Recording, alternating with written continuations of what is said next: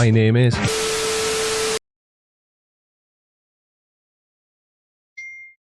Good evening, ladies and gentlemen, boys and girls.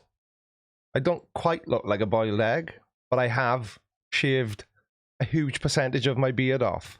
But enough about my beard, because I'm joined tonight by a very special guest, and we are going to talk about the lager lurgy. I'm joined tonight by our very own Dr. Bob. And there he is. Good evening, Bob. How the devil are you, sir? Hey, Creaky, long time no see. I'm Bob the Science Guy. Greetings from northern Michigan and isolation here. We're all on quarantine. So you're quarantined as well? So even doctors aren't they shut us down Monday, and we're not allowed to leave the house unless it's for necessities. Right. Are the American government being as vague as the British government about what is classed as a necessity, or? Actually, this is being pretty much run by the states. The governors are really stepping forward due to some inaction by our federal government. Yeah. But the governors are really taking a moment to shine, and so are local governments as well. Yeah, because the difficulty we are having here is people have been told exactly the same as you guys that they're to stay in their homes unless it's absolutely essential.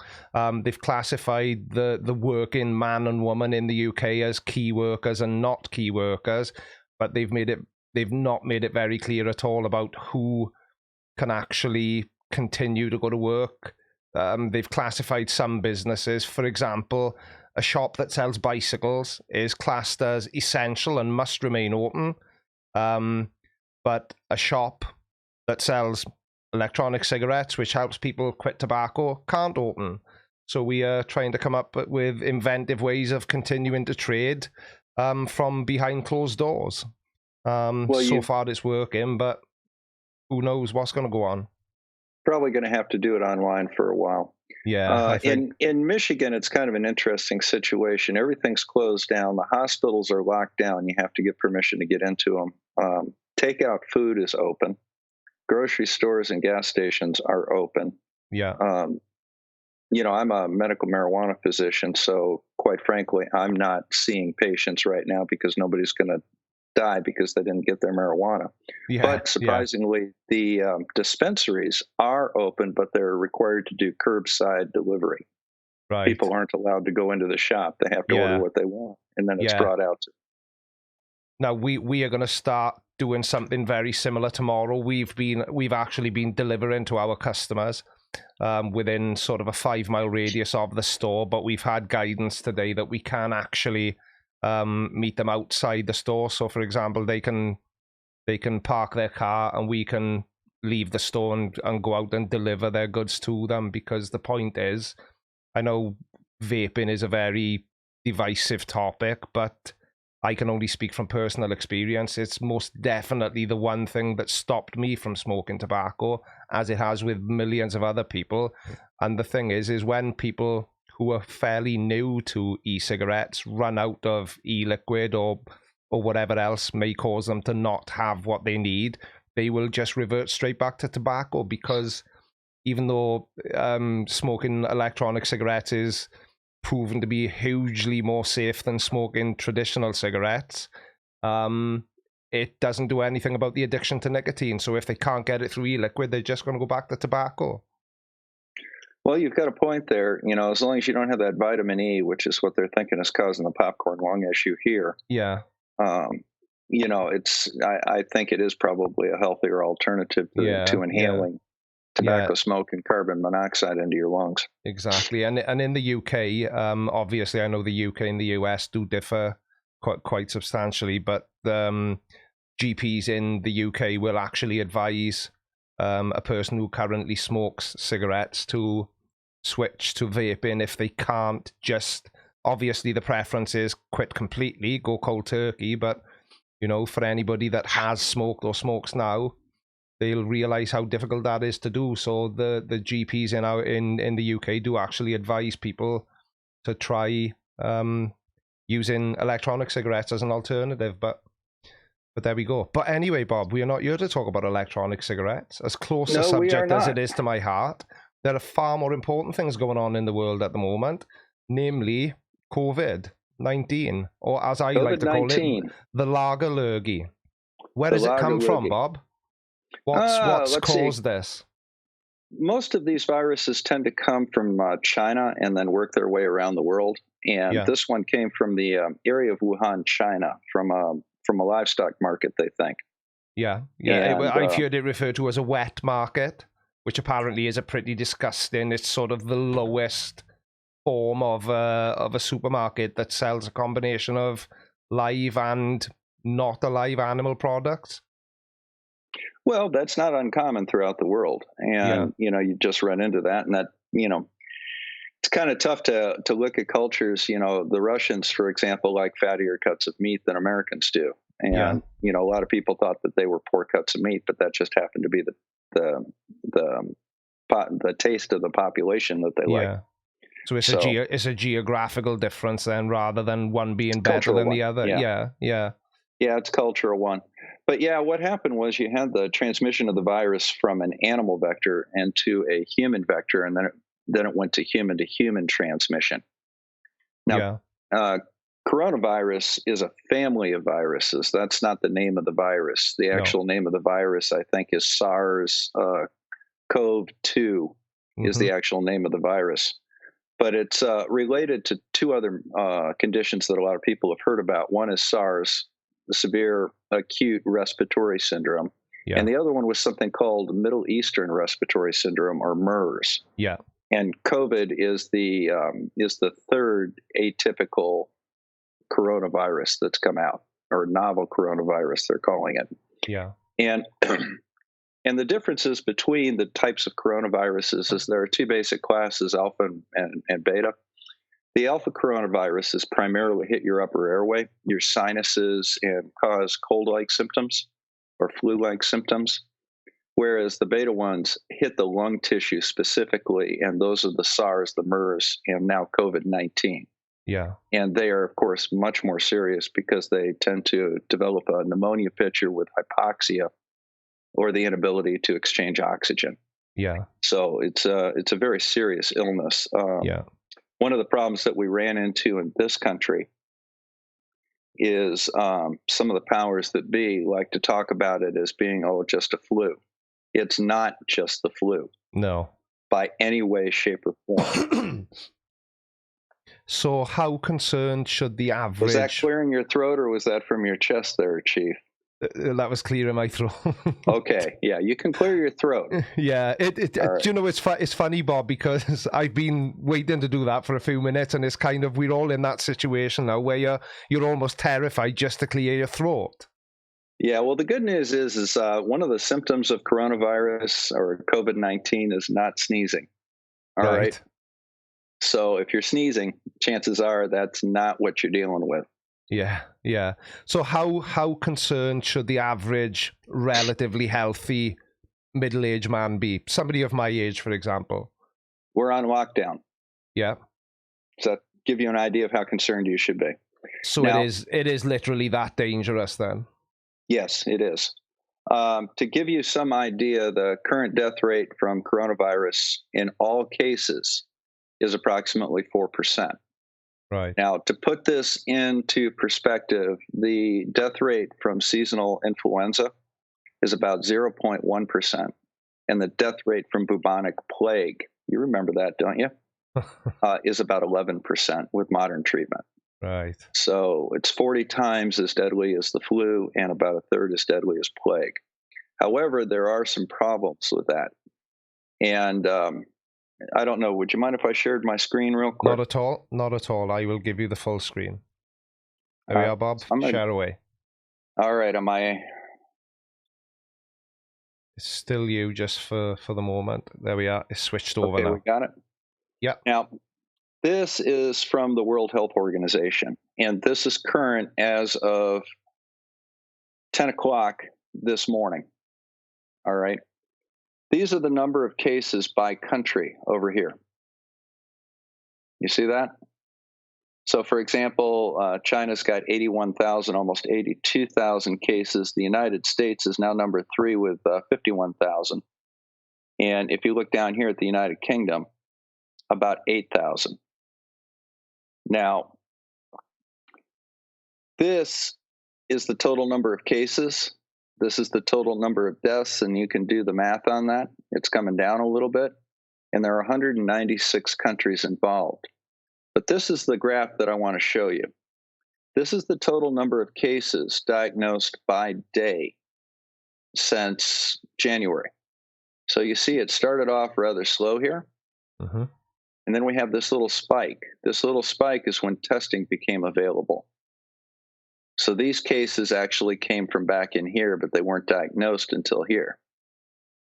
And then it came down a little bit, and then as it broke out of China and started spreading, you see the increase in diagnostic cases per day. That means that there are 40,000 cases per day that are being diagnosed.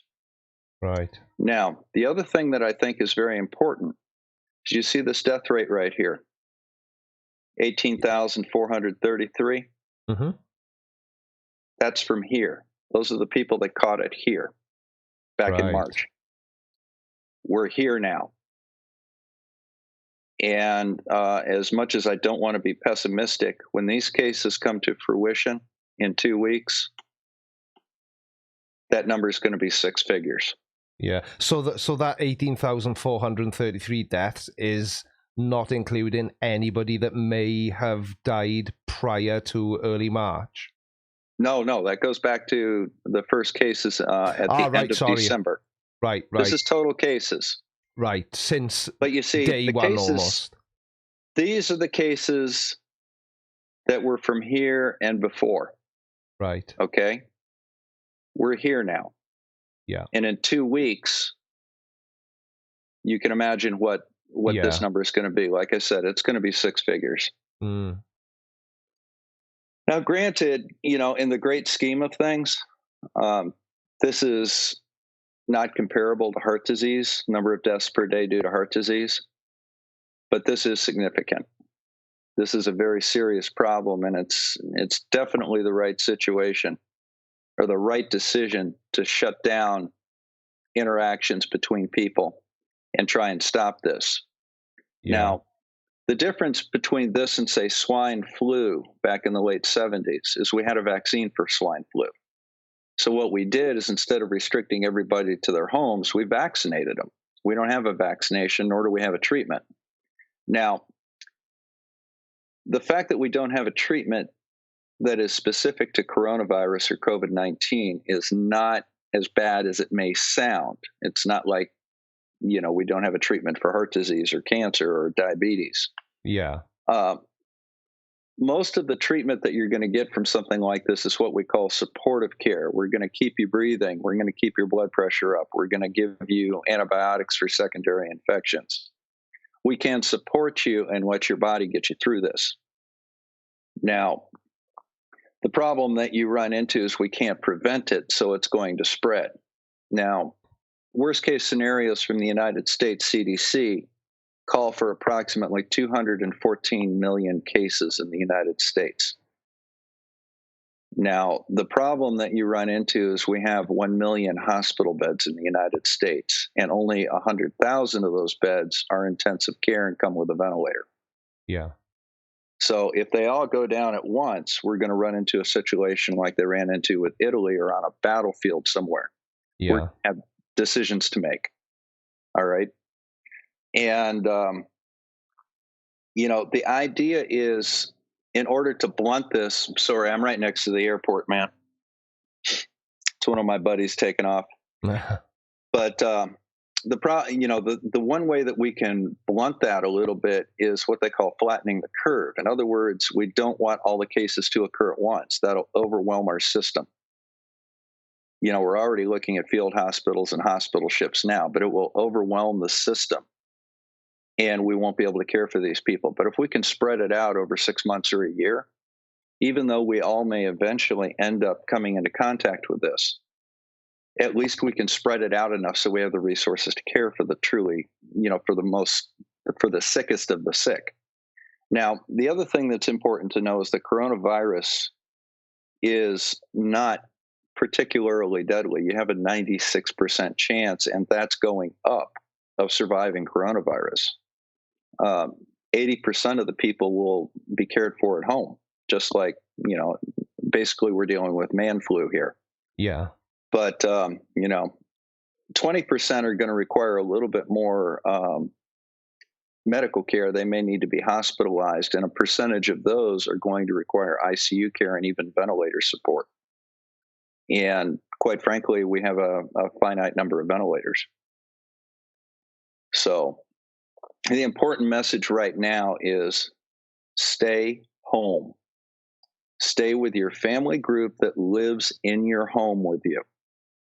Do not go out and interact with people. And if you must go out and interact with somebody for food or vape juice, for example, hand sanitizer, wash your hands before and after touching anybody. Wear a mask if you've got one to kind of protect you. The easiest way to remember it is Wuhan, where all this came from. W is wash your hands. U is use a face mask properly.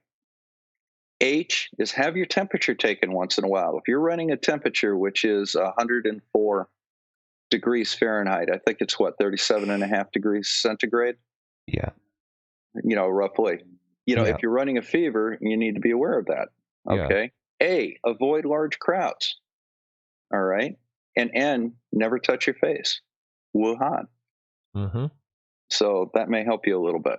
So basically then it's exactly the same situation across the world, because when the Prime Minister made the announcement that we were all to stay at home, he was very careful to point out that obviously the main reason is to slow down the spread, but the importance of slowing down the spread is so that our own NHS service doesn't get completely overwhelmed, because if massive numbers of people fall ill at the same time, then our NHS service just would not be able to cope.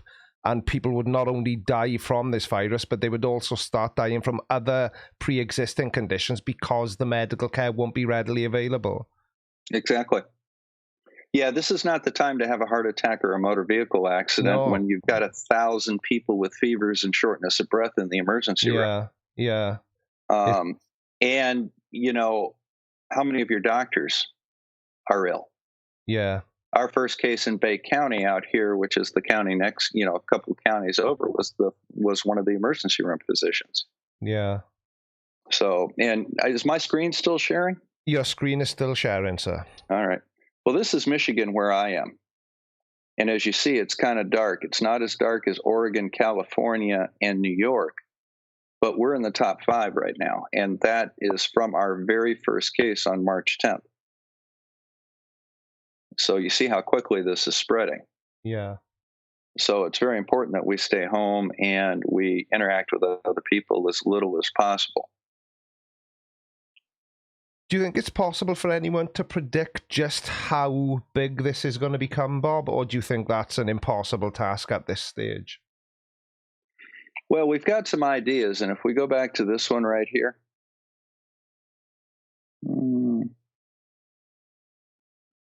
All right. So let's go on over here and have a look at China.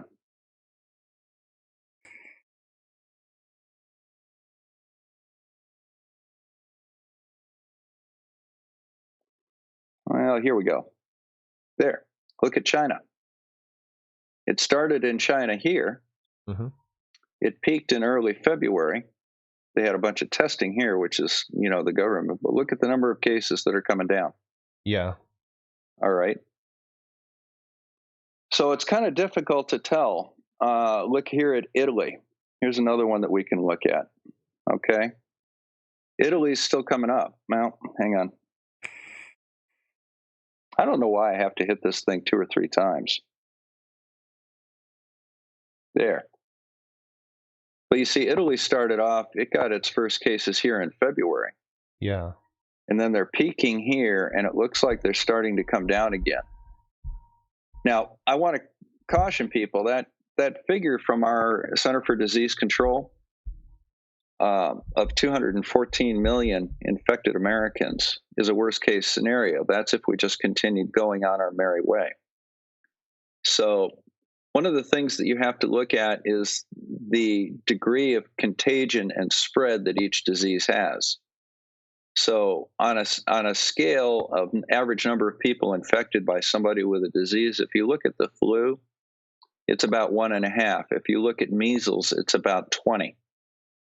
Coronavirus is about 3. Right. So that'll give you kind of an idea of how quickly it'll spread. But you see, it looks like Italy may have peaked and is coming down. So let's look over here at the UK.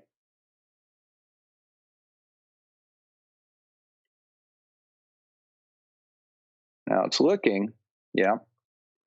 You're kind of following that European path. It really got cracking with you guys in March, and it's still building. So I don't know if you've hit your peak yet. Yeah, the thing is with the UK as well, and somebody just pointed this out in the side chat, the UK are no longer testing people, so really, we don't actually have an accurate number. What do you mean they're no longer testing people? They've stopped testing. If you've got it, you've got it. Just stay home. And that's the official line. They haven't got enough kits to test. Well, that's disappointing for a first world country. Exactly. You know, there's the logic behind that is if you have a limited number of tests, you reserve it for people that end up in the hospital. And the advice that if you've got flu-like symptoms, go to bed, all right, and stay home. That's good and will cover approximately 80% of the people that are ill. The 20% that end up in the hospital are going to be tested, I'm sure. But, you know, that's just kind of,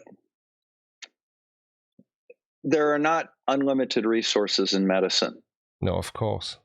And, you know, these tests, I mean, we need a billion of these tests. How long does it physically take to manufacture that many? Yeah. There we are. Somebody else has just said as well, Bob, it's exactly the same in France. They're no longer testing. Yeah. Let's see well, since France is there, do we have France in here? 22,000. Yeah. Well, the French beat you on that one there, Chief. Yeah. It just, you know, as you quite rightly said, you know, the health services throughout the world have only got us a certain amount of money available in their respective pots. But surely with something of this magnitude, they need to be staying on top of it, you know, as much as is humanly possible. Yeah. Now, the Russian Federation has got extremely low numbers. Is that because they're not testing? Or is that because they're doing a little better job? It's my understanding. I saw I think it was John Watson was in the chat there a minute ago and said that they were locking things down in Russia now, or were doing so shortly. Yeah. But the only way to really stop this is to just keep people in their homes. And it may be a matter of doing it. It may be a matter of doing it for 6 weeks to break the infection, you know, break the cycle of infection, and let the people that have it recover and not infect other people while they're sick. And the problem that you're running into, especially with young people, they're talking about asymptomatic young people infected with coronavirus may be able to spread it. Yeah. Which is concerning, especially since this is spring break time. And listening to these college kids down there who are supposedly relatively bright people, you know, saying, well, you know, I'm going to party. If I get sick, I get sick. And that's why, you know, the meme is, you know, we tried to talk to you, now you're all grounded. Yeah. You know, I had somebody just the other day write a letter to my local newspaper that I, of course, had to respond to. And he goes, you know, I'd rather go see the Final Four basketball tournament and I'll deal with the flu if I get it. Well, you're an asshole. I don't really care whether or not you want to go to a basketball game. What I care about, and I don't care whether or not you have the flu, what I care about is you going down, getting exposed, and bringing it back to my community. That's what I care about. Yeah. All right. And if you're not bright enough to, or responsible enough to realize that, and realize that you're not going someplace not because you don't have a right to, not because you haven't earned it, but because you need to protect the public health by not doing it. That means making a few sacrifices. Yeah. You know, you think about it, you think this is 6 weeks. How long did the Blitz last? Yeah, it was substantially longer. You deal with it. Exactly. Exactly. And this is very similar to the Blitz. If you can put up with the Blitz, yeah, you can put up with sitting home with Netflix for 6 weeks. Yeah, I actually heard somebody say today, and it was one of the stupidest things a person could possibly say. And he said, "Oh, this is complete nonsense. If we're gonna get it, we're gonna get it. It'll be fine." So do you think there is a certain proportion of people who aren't taking this at all seriously? Because it certainly seems that way in the UK, because I know in London today, part of the reason they've enforced the lockdown in the UK is because obviously London is a very densely populated city, and people just were not following the advice while it was still advice. Now it's an instruction rather than advice. People are still not listening. There was an instance today in a very, very large park in London, and there were hundreds of people. It's been a lovely sunny day in the UK today. There were literally hundreds of people sat in a park eating picnics, eating their lunch, and the police had to come and disperse them. Yeah. So we're up against that as well as the virus itself, I think. The problem that you run into with politics is there are two different approaches to politics. There's the, I'm looking out for number one approach. Yeah. And there's the, I'm looking out for the needs of society, because if society succeeds, I succeed. Yeah. All right. And every country has two political parties that fall into those categories. Mm-hmm. All right. And unfortunately, the one that is more concerned with looking out for number one has a little bit of power right now. Yeah. Yeah.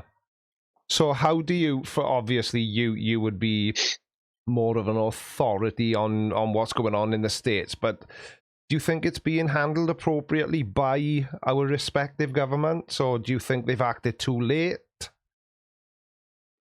Well, I think that here in the United States, I think the governors and the local governments are really stepping up. Our public health departments are doing wonders, and they're state-based generally.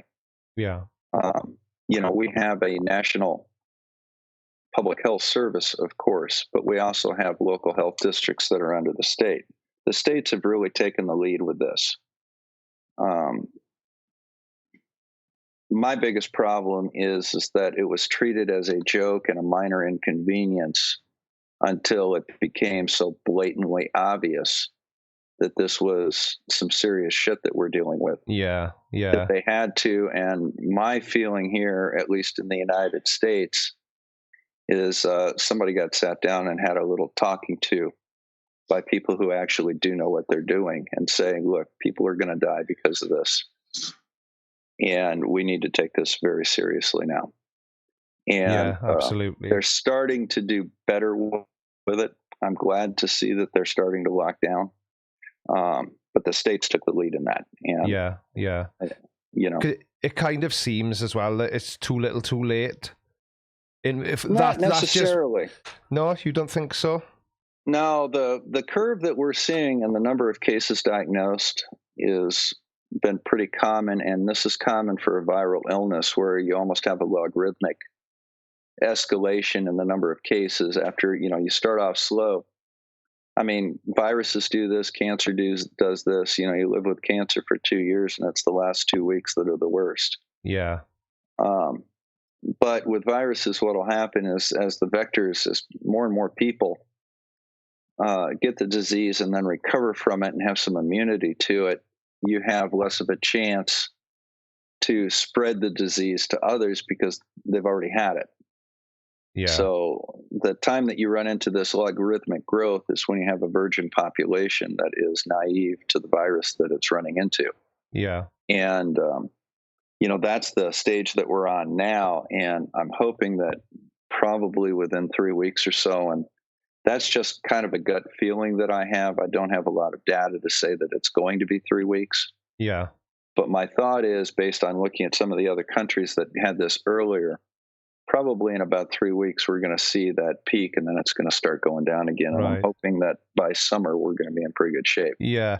So just to give me personally a little bit of perspective on this, my dad suffers from COPD, and he has for many years. How much does that increase the risk factor for a person like my father? Because my father's been completely isolated for just over a week now. I actually enforced it. I took a very hard line. My parents are both in their 70s, but they're very, very active for people of their age, and they just would not listen to me. I wouldn't necessarily say they weren't taking it seriously, Bob, but they kind of, you know, some people just think that, yeah, I'll be fine. It won't catch me. But I actually said to my parents, and this may sound horrible, but I said it anyway. I said, fine, if you don't want to listen, that's completely up to you. But please let me know which one of your bank accounts has enough money in it to pay for 2 funerals. And could you please provide me with the card so that I can have access to that money when you both die? And since I made that statement to them, which may sound horrible to some people, they have not left the house. And I think that's exactly where they need to stay.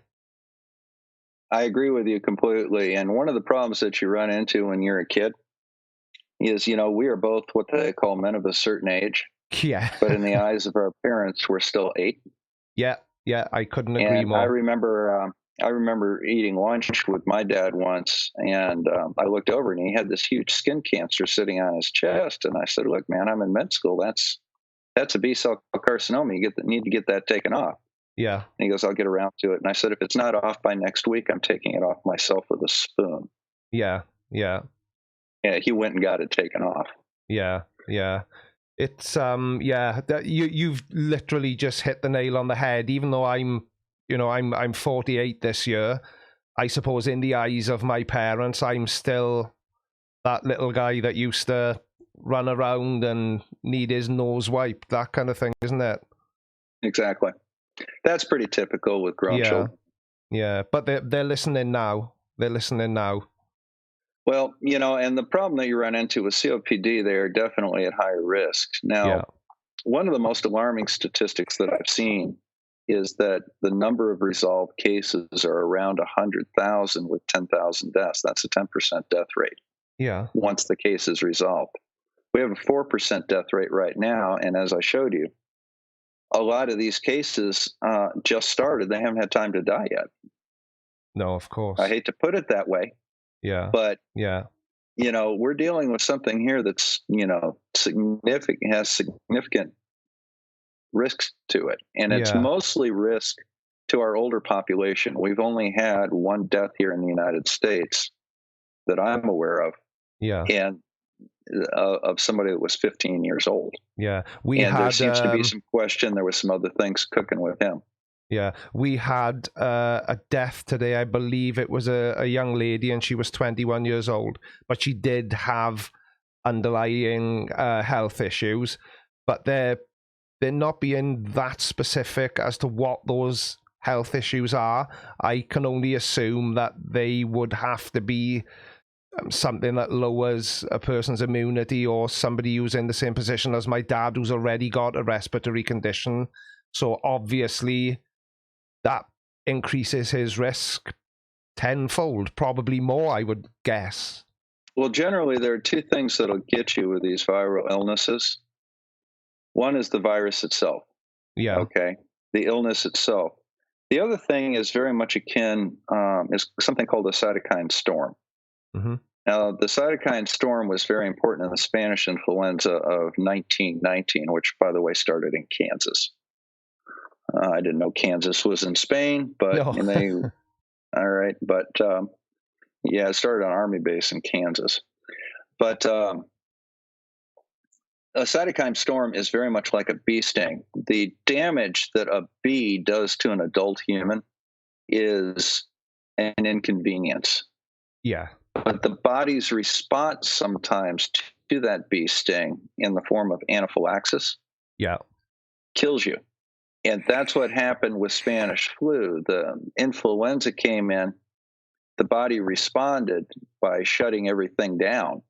Right. And that's what got them. Plus, we didn't have actual treatments for pneumonia, and we didn't have ventilators to speak of in 1919. No. You know, I think we had iron lungs by then, but I'm pretty sure we had iron lungs by then, but that's the best that we had. And I don't know if you've ever seen an iron lung. It's about the size of a torpedo. I've seen photographs of them, yeah. Yeah, I've only seen one in my life, and we actually had to bring it to the hospital with the patient when I was a paramedic. And the way we did that was we had the oxygen supply company and about 6 teenagers that loaded it up like a refrigerator and brought it down to the hospital. Yeah. So based on the type of content that you and I both make, what do you think of the element that are claiming this is that this has been done deliberately, this is population control, and that there's a huge conspiracy behind it? What would you say to that, Bob, as a medical professional? To what end? To what end? Yeah, I mean, seriously, who? Yeah, exactly. But benefits from that? Exactly, and that applies to so many conspiracies, doesn't it? Yes, but you know, this one is a little different than, you know, flat Earth is silliness. Moon landing deniers are disrespectful and silly. Yeah. People like Sleeping Warrior coming out and saying this isn't significant until it's got a 5% death rate. And people going on out there and saying, oh, this isn't real. You know, Flat Earth Foker having his business shut down because he said, well, in my sweaty yoga studio, I'll make sure that people stay 6 feet apart. And I don't care if you've got a shutdown order. They ended up pulling his business license, apparently. Yeah, These are people that are simply irresponsible.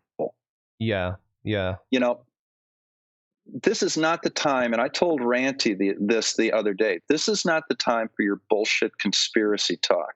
No, this is a serious problem. People are dying. Yeah. And you are not helping the situation. And if you have a YouTube channel, and I don't care if you get 100 views a month on that YouTube channel, that's 100 potential people. Yeah, absolutely. That can run into a problem. You know, an irresponsible remark about hydroxychloroquine has already resulted in 4 deaths.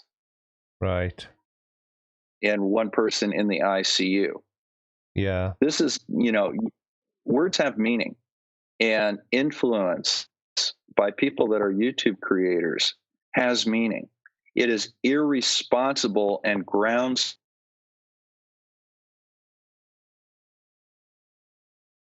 and start bullshit stuff. Serious. You know, just a quick reminder. I'm in Samoa, and Bob, you're breaking up quite. You're breaking up quite badly, Bob, and you're frozen.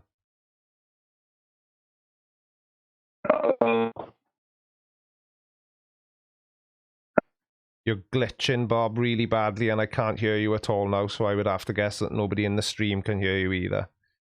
All right. Am I here now? I can hear you now, yeah, but you're still a little bit glitchy on screen. You know what I forgot to do was hardwire in. That's my fault. I can do that real quick if you need to. But, I can hear you perfectly well, and you're starting to become clearer again now on screen. So I think we're okay for the moment. All right, I switched over. Sorry, the dogs are going crazy. But in Samoa, they had this measles epidemic, and then they had anti-vax people going to Samoa and spreading anti-vax nonsense and trying to tell people to take vitamins and crap like that. And people were dying from it, to the point they ran out of child-sized coffins in Samoa and had to order them from New Zealand. That's the power that people that put out bad messages have. Yeah. And I think that anybody that does that should be shunned by the community. Yeah, absolutely. So has anybody, yourself included, Bob, heard anything from any of our anti-vaccination friends regarding the current situation? Yes, I have. Yeah. Like I said, Sleeping Warrior put out a video claiming that unless the death rate got to 5%, he wasn't, you know, it wasn't worth, you know, it was all a hoax. Yeah. And putting out crap like that, and that's just unacceptable. Yeah, it's dangerous, isn't it? And that's the problem. Like you said, it's killing people. Yeah, absolutely. Flat Earth is just silliness. But when the conspiracy or the whatever you choose to call it involves a matter of life or death, which this most certainly is, then it no longer becomes funny. No, it's not funny, and it's not amusing, and it's not a good way to get attention, which is what they crave. Yeah, exactly. And the problem is, you know, go out and put out your silly videos about perspective. Yeah, exactly. You know, stay out of my wheelhouse. Yeah, yeah. They get the attention, though, and that's the problem. And I think it's like throwing fuel onto a fire with them, isn't it? I agree. There needs to be something on YouTube that we can actually get some action on if we run into this stuff. You know, you can report somebody for doing dangerous and threatening things. Yeah, you know, but whether or not they look at them, I don't know. Yeah, exactly, and that's the problem, isn't it? There's so many people active on YouTube at the moment. You know, even with all the goodwill in the world, I can't possibly see. I read a statistic or heard a statistic just a few days ago that said there were 500 hours of content uploaded to YouTube every 1 minute. And that's up from 300 as a normal. Yeah. Yeah. So how is anybody meant to stay on top of that? And you know, I would imagine that the good people that work at YouTube, they are in quarantine as well, and they are being asked to not come into work unless it's completely necessary. So I think, unfortunately, now is the time where things are gonna slip through the net, so to speak, and we're gonna see some questionable content appearing on YouTube based around this. Well, they can and should be doing this from home. Yeah. You know, when you have a social platform like YouTube, they have an obligation. Absolutely. Not to have dangerous information on their YouTube. Yeah, yeah. And you know, I can't even do a series on Andrew Wakefield and the MMR study without getting flagged. Right. And demonetized. And, you know, I don't give a crap about that. I don't get to see any of that money anyhow. It all goes to my wife, you know. Yeah. Except for Patreons. Patreons go to the channel.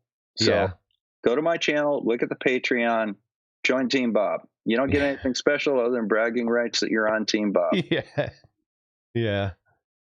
It's we're living in very, very strange times, and that's why I was so interested to talk to you this evening, because you know, who better than a medical professional to hopefully try and give us some clarity, give us some guidance as to just how serious this already is and how much more serious it could potentially come. Because I think a big part of the problem is we all think we're invincible, and we all kind of think along the lines of, I'm not going to catch this virus. I'm fit. I'm healthy. I don't know about you. Yeah, exactly. But that's what I mean. And there's a lot of people that still think like that.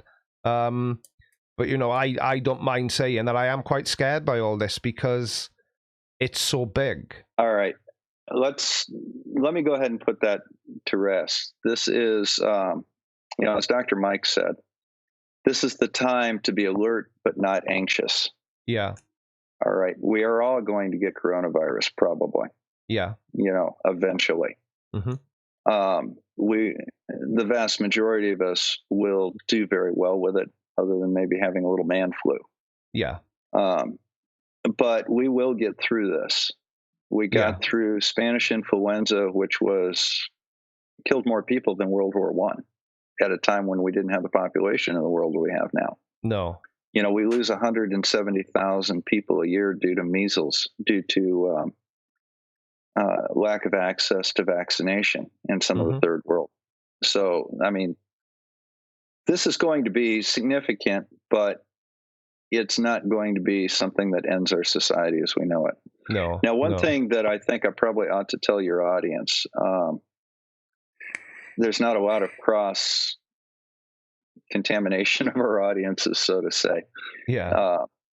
But for those of you that don't know me or don't know any of my background, I'm a working internal medicine physician. I've been in medicine as a physician for over 20 years, and I was a paramedic on the streets of Lansing, Michigan for 10 years prior to that. So when I speak, I actually have some background and some game to bring to the discussion. So. Okay, I'm just going to address some of the super chats, Bob, if I may. Sorry to interrupt you. Right. I'm going to go on mute here for a minute. Okay, cool. Right, so Edward Travis has become a channel member. Thank you very much indeed, kind sir. $5 from Kevin Sherman. Howdy do, Creaky. Thanks for the UK geography lesson earlier on this week. Stay safe. Yeah, I wouldn't take that as 100% factual, Kevin, but I did my best to explain it to you as I understand it. £5 from Crouching Tiger, Hidden Adam. We need to make sure everyone has shelter and food, then do what we need to do to stop this virus spreading. How big is a virus? Yeah, that's a damn fine question. Blue Margard, good evening, sir. How are you? $2. Let's show these two some support. Appreciate you too. Thank you very much, mate. We appreciate you as well. And welcome to channel membership, McRandom. Does anybody in the side chat have anything they would like to ask Dr. Bob? Because, as I said, I'm trying to keep these live streams to 1 hour. So we've got approximately another 15 minutes. So if anybody has got any questions, you can either tag myself or Dr. Bob in the side chat. Good evening, Brian Shannon. And thank you very much indeed for the purchase you made off my Amazon wish list as well. It's, well, my headphones are hanging on my head now, but it's a very useful piece of kit, so I appreciate it. Thank you, kind sir. So yeah, if anybody's got any questions for Bob, send them over. Trippycast says we should bully the virus until it what? Trippycast. Can family pets get COVID-19? Bob will be able to give you a more accurate answer, but as far as I know, no, they can't, because I'm sure I've heard it on the news, and I don't think domestic animals can get it, but I could be wrong, as strange as that may be to believe. Mr. Andrat, how long does the virus survive on surfaces? I think, and again, this is only from information I've read, it lives for, I believe, there's been guidance given today that a lot of people in the UK have been wearing surgical gloves, and the advice that's been given today is not to wear them because the virus lives for the same amount of time on surgical gloves as it does on your skin, and I believe it lives for about 10 minutes, but like I say, the good doctor would be more qualified to answer that than me. Are you back, Bob?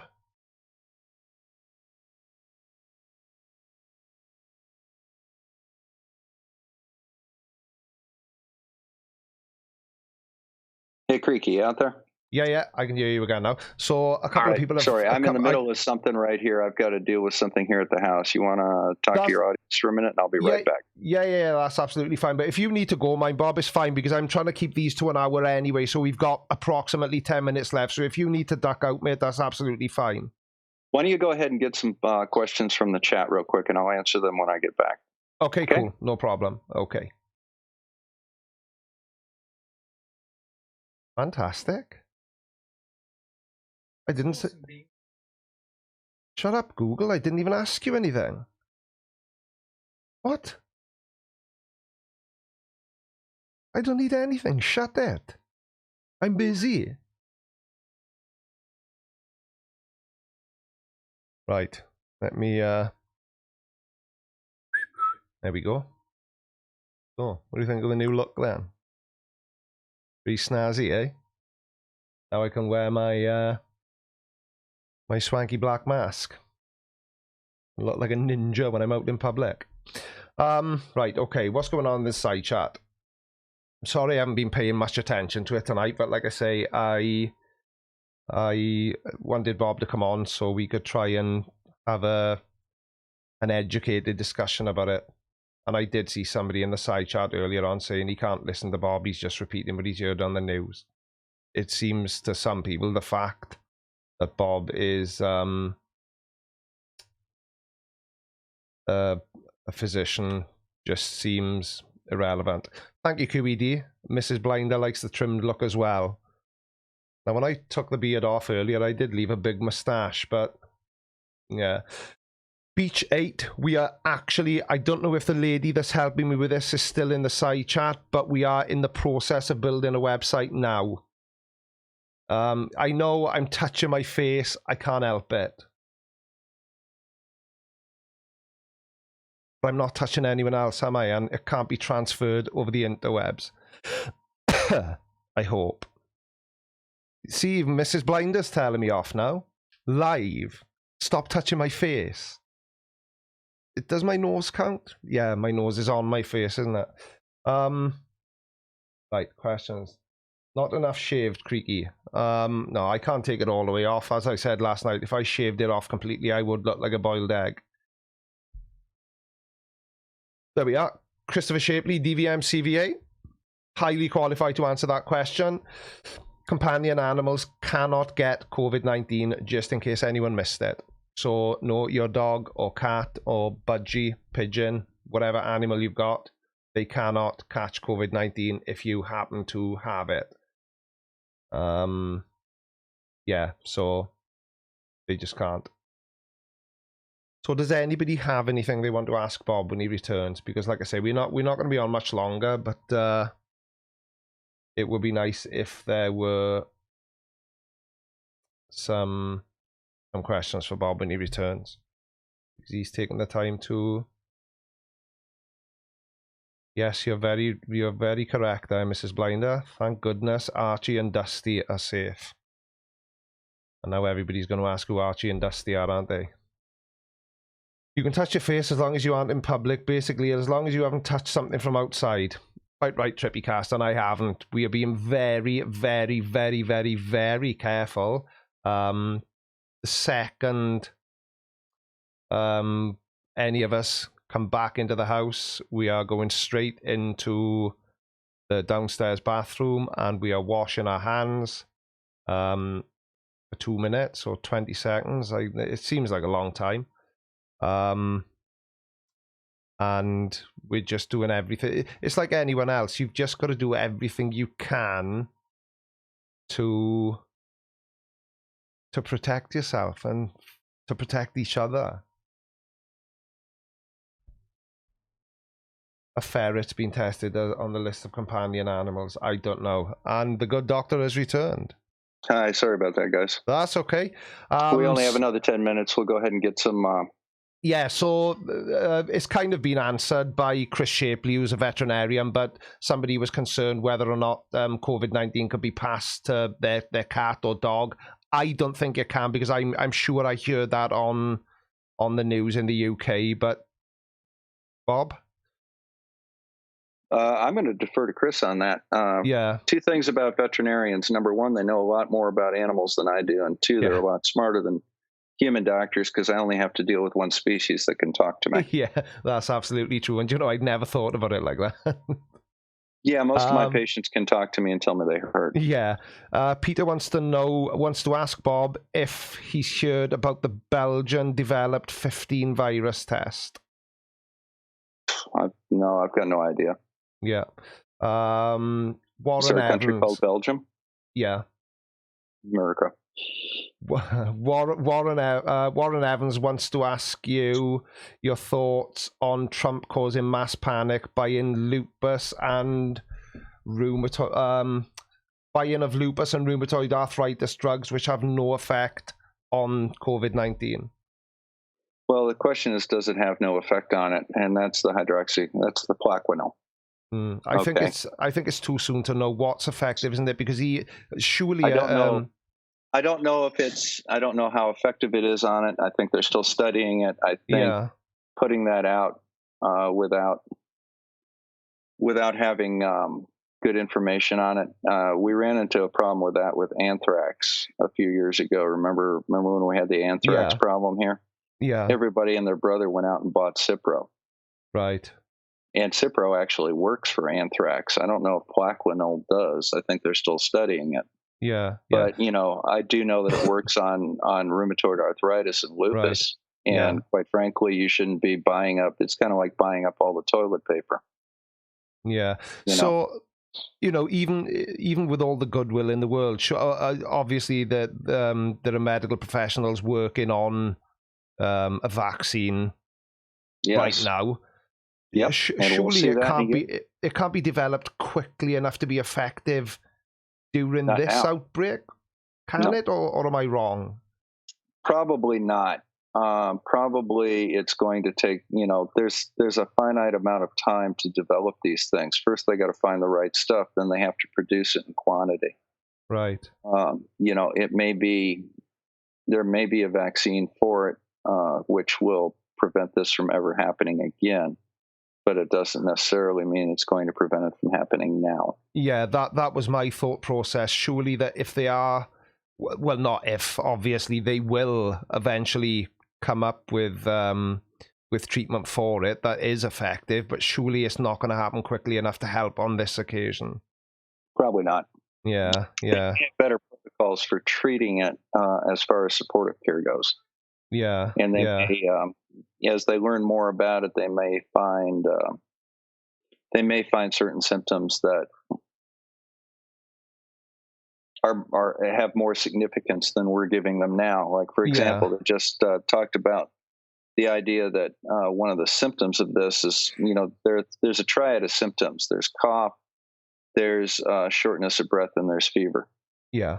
Now they're talking about loss of sense of smell and taste as being another highly relevant symptom.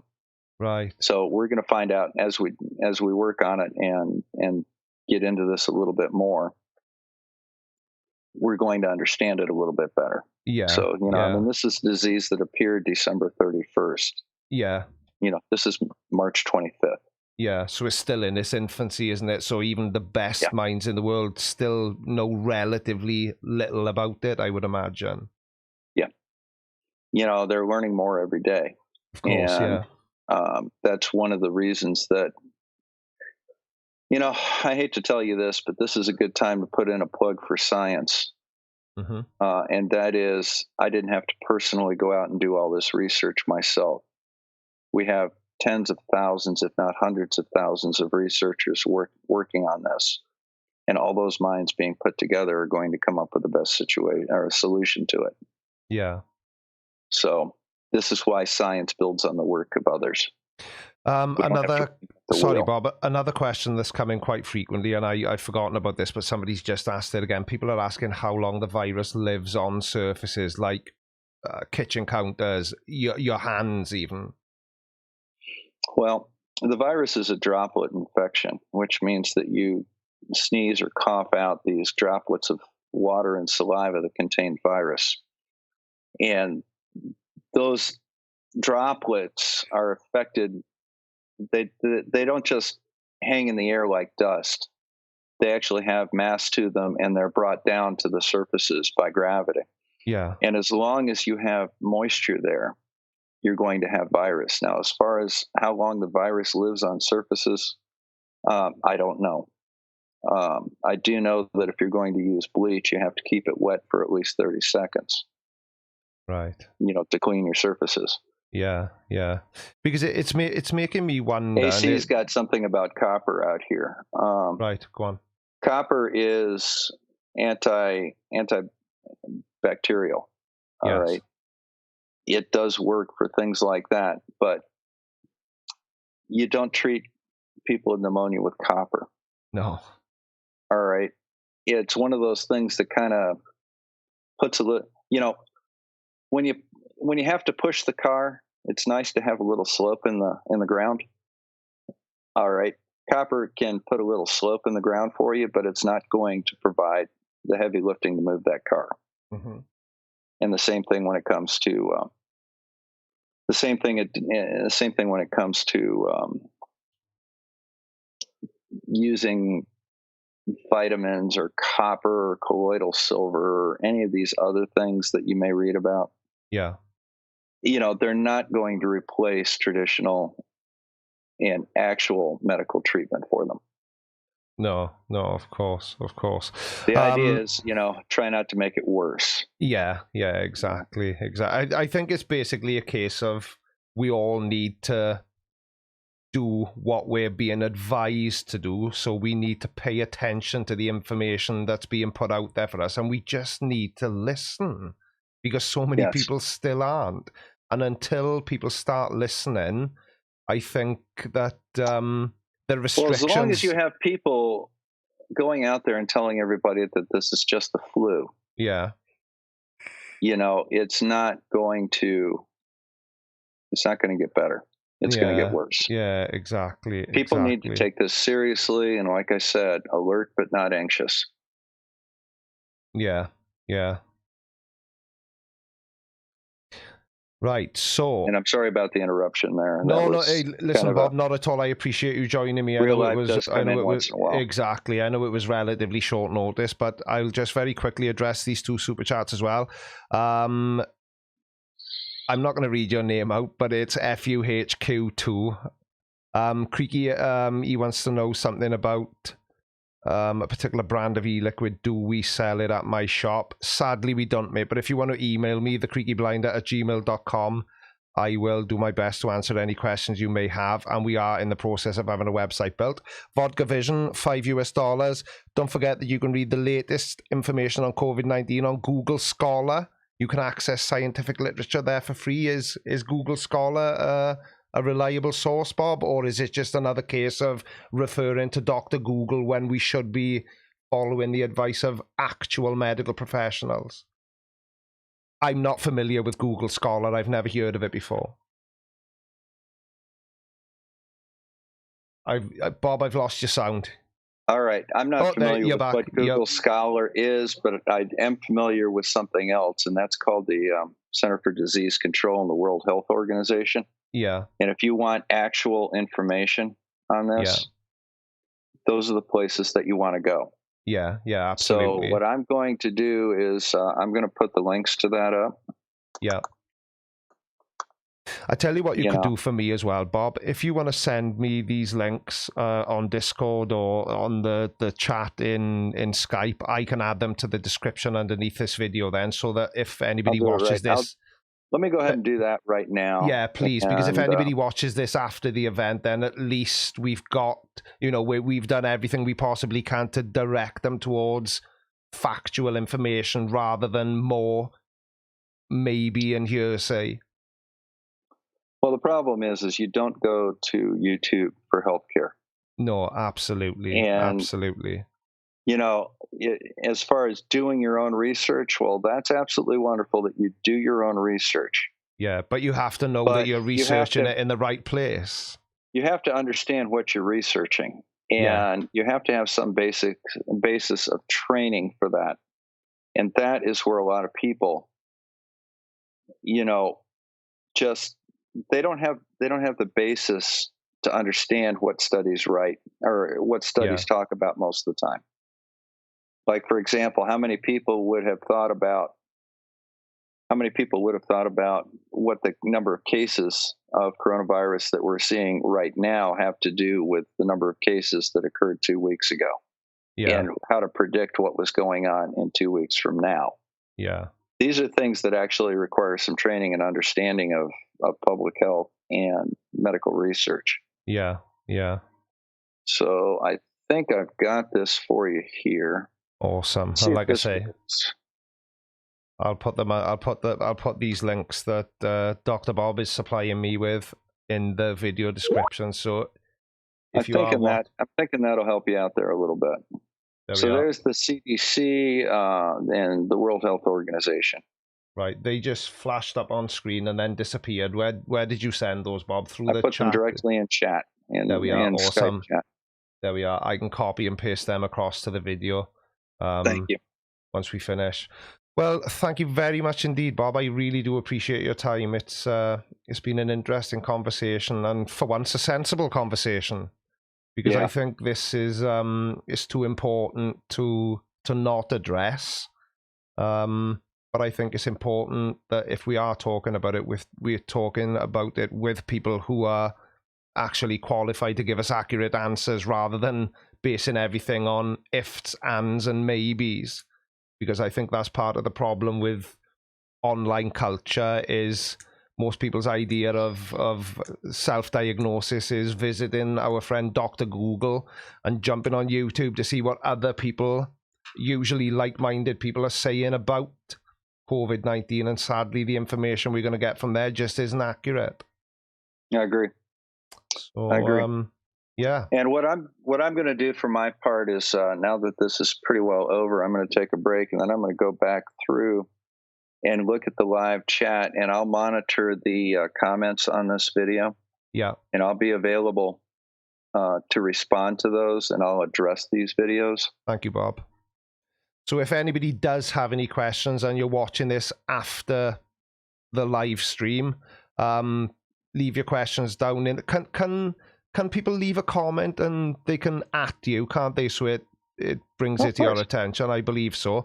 So if you tag Dr. Bob in the comment section, he will do his best to give you a satisfactory answer, and you can rest assured it'll be a sensible answer that comes from a qualified person. So you're not going to have to guess as to whether or not the information you're being given is accurate, because it will be. Now, I think it's important to make note of the fact that, I am qualified to talk about a lot of these things, but I'm not the end all of it. And if you have specific questions as far as you and your family, you should talk to your own healthcare provider about it, because I'm not treating you here. Yeah. I'm basically giving you I'm basically trying to educate you a little bit about some of the data that's out there and how to look at it and what it implies.